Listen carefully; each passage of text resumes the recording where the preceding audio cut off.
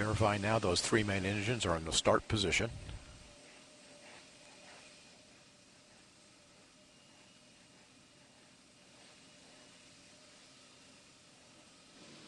GLS is go for ET LO2 pressurization. TLT OTC, clear caution warning memory, verify no unexpected errors. Good work. Now I'll be starting the Cox vent arm retract, the beanie cap.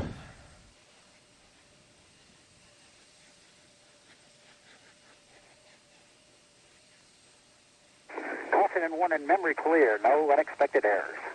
I copy. In Atlantis, close and lock your visors, initiate O2 flow. Close visors, initiating O2 flow. Fuel cells now on internal.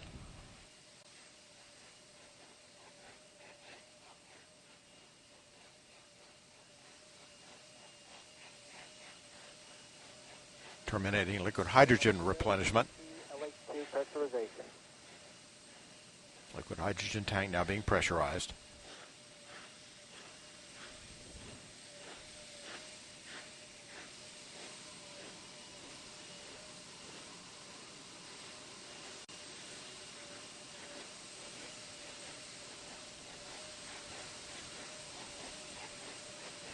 A minute, 30 seconds.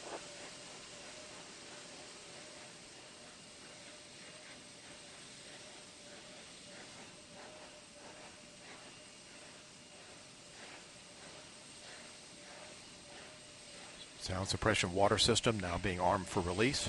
Confirmation we have three main engines ready for ignition.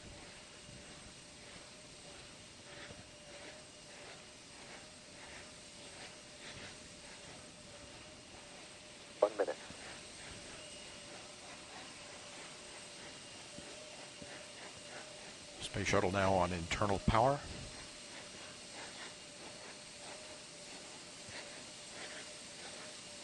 Liquid oxygen and liquid hydrogen fill and drain valves are closed. Solid rocket booster flight data recorders are activated.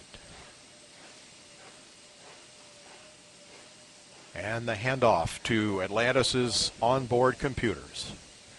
Atlantis now in control of the countdown. 20. Firing chain is armed. Sound suppression water system activated. T-minus 10, 9, 8, 7, 6, 5, 3, 2, 1, 0. And liftoff of Space Shuttle Atlantis on a mission to build, resupply, and to do research on the International Space Station. Houston now controlling. Atlantis begins its penultimate journey to shore up the International Space Station. Atlantis now on the proper alignment for its 8.5-minute ride to orbit. 4.5 million pounds of hardware and humans taking aim on the International Outpost. 30 seconds into the flight. Atlantis almost 2 miles in altitude, almost 6 miles downrange from the Kennedy Space Center already, traveling 500 miles an hour. The three liquid fuel main engines now throttling back to 72% of rated performance, going into the bucket, reducing the stress on the shuttle as it breaks through the sound barrier. 55 seconds into the flight, all systems operating normally, 900 miles an hour. The speed of Atlantis right now, 6 miles in altitude, 9 miles downrange. Atlantis, go with throttle up. Copy, go with throttle up. The throttle up call acknowledged by Commander Charlie Hobaugh, joined on the flight deck by pilot Butch Wilmore, flight engineer Randy Bresnik, and Leland Melvin. Seated down on the middeck are Mike Foreman and Bobby Satcher, kicking off their work week with a Monday commute to orbit. 1 minute, 30 seconds into the flight. Atlantis 13 miles in altitude, 15 miles downrange, traveling almost 2,000 miles an hour.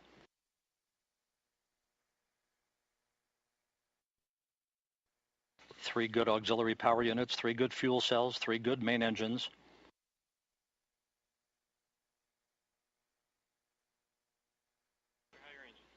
One minute, 50 seconds into the flight. 10 seconds away from solid rocket booster separation.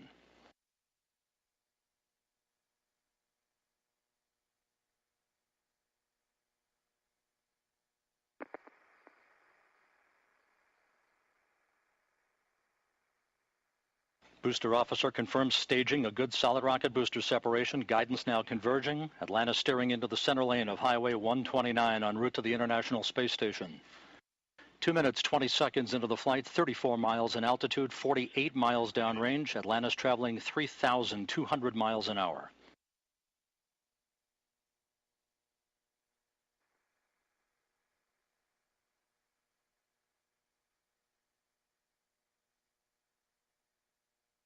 The propulsion officer in mission control reports that the orbital maneuvering system engines have ignited. Atlantis kicking on the afterburners. Copy, 2 engine down. Atlantis flying on the singular power of its 3 liquid fuel main engines, draining about a half a ton of fuel per second from the large fuel tank.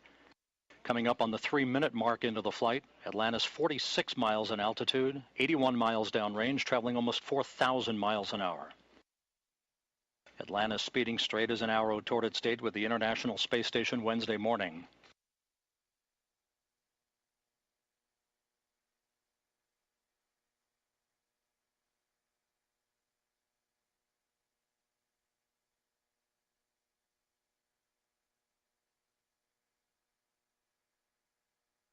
Three and a half minutes into the flight, all of Atlantis' systems functioning by the book.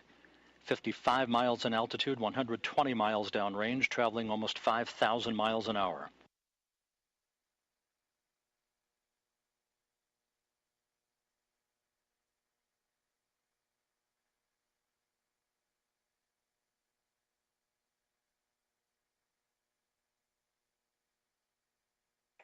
Atlantis, negative return. Atlantis copies, negative return. Atlantis now too far downrange, too high in altitude to return to the launch site in the event of an engine failure. All 3 engines performing perfectly. 4 minutes, 20 seconds into the flight. Atlantis now 62 miles in altitude, 180 miles downrange, traveling almost 6,000 miles an hour. All systems performing normally. Atlantis on course, on track for its preliminary orbit. The Environmental Systems Officer reports a good flash evaporator system activated for Atlantis, providing cooling for the shuttle's avionics until the payload bay doors are opened about an hour and a half into the flight.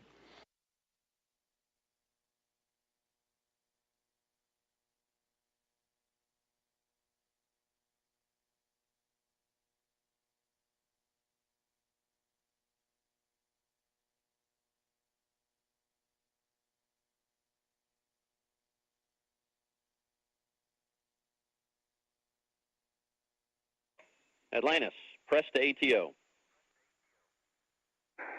Copy, press to ATO. That call up from Capcom Chris Ferguson indicating that Atlantis can now make minimal orbital altitude targets in the event of an engine failure. However, all 3 engines continue to perform normally, as do the auxiliary power units and the 3 power-producing fuel cells. 5.5 minutes into the flight, Atlantis now 67 miles in altitude, 312 miles downrange, traveling almost 8,000 miles an hour. Frankfurt, single engine, ops 3.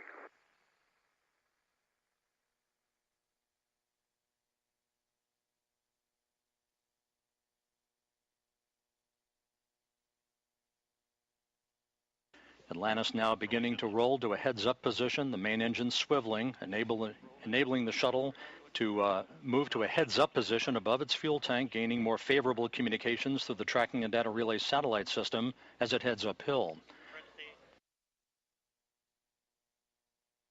Atlantis, press to MECO, single engine Zaragoza 104. Press to MECO, single engine Zaragoza 104. That call from Capcom Chris Ferguson to Commander Charlie Hobaugh indicating that Atlantis can make normal orbital cutoff targets in the event of an engine failure. Go for the pitch. Okay, nominal shutdown, go for plus X, go for the pitch.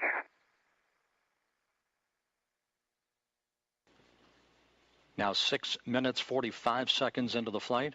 Atlantis 66 miles in altitude, almost 500 miles downrange from the Kennedy Space Center, traveling almost 11,000 miles an hour. 90 seconds left in powered flight. Atlantis single engine press 104. Single engine press 104.